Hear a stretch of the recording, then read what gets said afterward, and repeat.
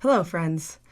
I have my 1950s grandma glasses on and my old-timey thrift store cardigan on, so I'm already nice and cozy on this rainy day to share my thoughts. I'm trying to take a page out of Paul Vanderklay, aka who I like to refer to as my online pastor. Trying to take a page out of his book and work out my thoughts verbally, and therefore just speaking to you guys and seeing if I'm alone in those thoughts or if I'm picking up on something and you share them as well. I'd like to know either way. So the thing that's been on my mind this week, I'm a little behind. I definitely wish I would have gotten on the ball a bit sooner and recorded this, right away. In internet time, I know a few days is like a couple years. That's how it feels. But I wanted to talk about not necessarily specifics about the Jordan Peterson, Stephen Fry interview, but more about the whole interview as a whole and the feeling that is invoked by that discussion. It reminded me quite a bit of the discussion that Peterson had with Jonathan Pageau. Now, Peterson seemed a lot more vulnerable in the discussion he had with Pageau. I do think it was because he said he was, at 3% of his capacity or 5% or something like that. So it must have been quite early on. And I think he has upped his capacity in his recovery. So I do think he's in a better space. And I think he was okay with being vulnerable with Pageau, which was nice to see. And with Stephen Fry, he did have an earnestness in wanting to know how Fry reconciled these different things. The concept of being an atheist, but along with finding myths and stories to be deeply, deeply important. He earnestly wanted to know. He didn't go in, at least it appears that he didn't go in with this preconceived notion of what Stephen Fry was going to say, and then to combat that, he came with an open hand sort of approach of, I really want to know. And that's something that I have been thinking about. The kinds of conversations I respond to and really appreciate and stick with me are the kinds where the participants are truly wanting to understand the other party's perspective. And there's just something about that.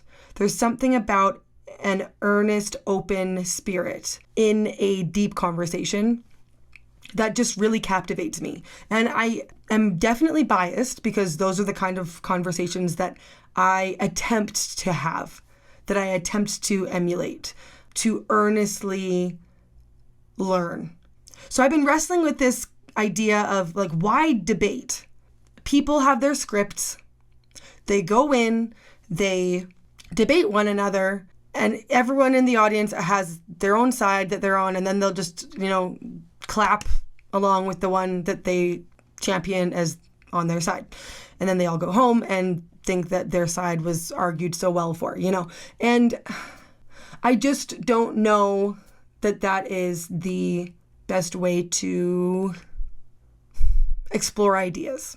And I could absolutely be wrong, and I'm happy to be wrong, actually, if someone can explain why debate is an important, form of communication and of exploring ideas.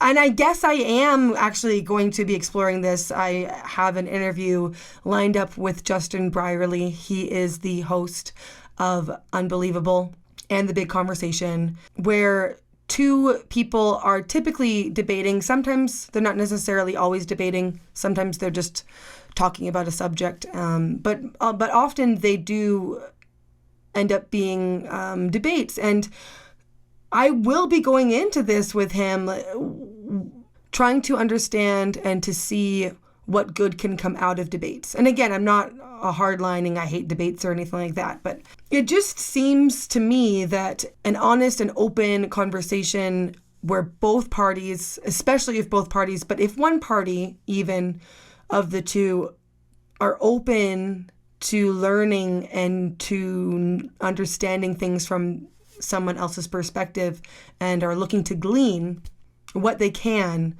from the conversation, that seems to inspire.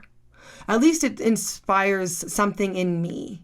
And I want to know what you think. Is it better? Is it better to have the open conversation where you're honestly, earnestly looking to learn? Or is it better to debate your side? Or are they just both different?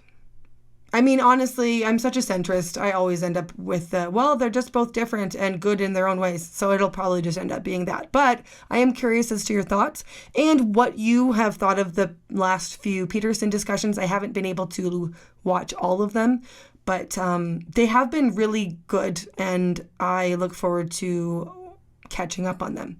So send me your thoughts. So I also wanted to address, I haven't been putting out as regular content as I would like, but I have been trying to put out one thing a week, and I used to be a lot more consistent with that, especially when I first started out, but I'm trying to have a bit of a better as if my YouTube channel hobby is my work, but work-life balance, you could say.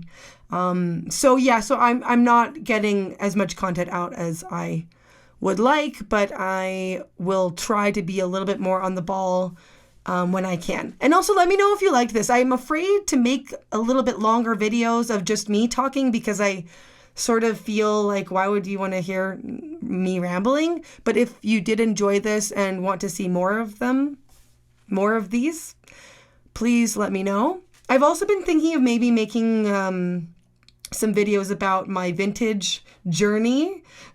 Like that's another hobby I've been cultivating is into the vintage world. So some people have said that they thought that would be interesting if I made some videos about that. So let me know if you're interested about why are berets associated with the French. Why are corsets looked at as a negative piece of clothing nowadays? I don't want to be just talking to myself in these. Anyways, I think that's it. I think I'm going to go. Thanks for listening. If you're new, I'd really appreciate if you would subscribe.